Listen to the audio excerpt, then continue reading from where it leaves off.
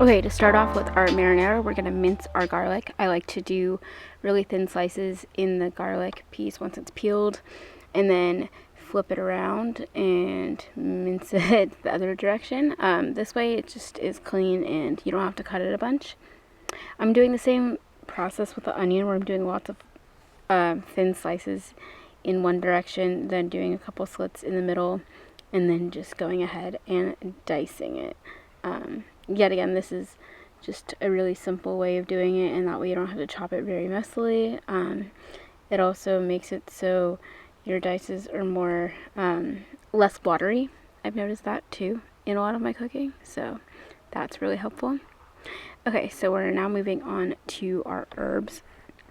I like to add basil, but I also like to add a little bit of parsley to my marinara. I think just a lot of different types of herbs in general add to the flavor, and I had parsley on hand, but also I usually use parsley in my traditional marinara homemade sauce, so you can use that. It also is available at the pantry, so please take advantage of that resource.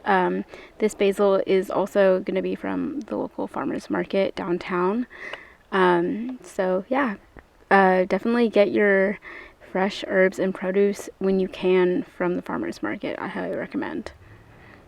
These tomatoes are also locally sourced, and they're fresh, and they're also in season, so that's why we're using tomatoes in fall, and we're going to be centering this week on tomato recipes, is because our tomatoes are in season, and that means they taste a lot better and not just like water. They have a lot of flavor, they're really juicy, and we're using these really juicy plum tomatoes for this recipe, and that's what's going to add a lot of flavor to it in general. And I'm just dicing it the way that I did all the onion and the garlic, really finely, but also since it's going to be a part of a marinara, it doesn't need to be too precise. And so now I'm just heating up a pot with some olive oil.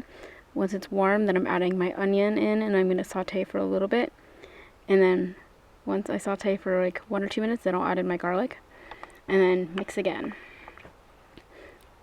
And we're just going to give it a really good stir, make sure it is a little bit translucent before we move on to our next step of this recipe. Alright, so now we can add our tomatoes in. It's a lot of tomatoes, I know, but it's gonna reduce, and that's why even the amount that I made in this video wasn't even that much, and in the recipe that I've linked below, it's doubled that because this only was enough for 1.5 people. And so to the pot, I'm also adding some pepper, and then obviously a really good generous amount of salt. It really needs salt to bring out that flavor.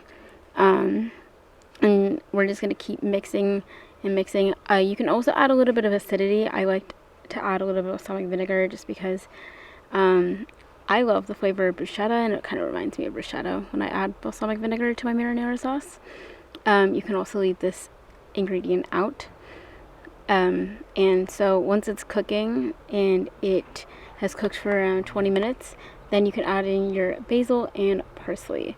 And I'm just adding like more salt here too, because I think that marinara sauce really does need salt. Okay, so once it's ready, you can pour it over some pasta or cook some pasta in the sauce, etc. I just put it in a jar and we're good to go. Enjoy.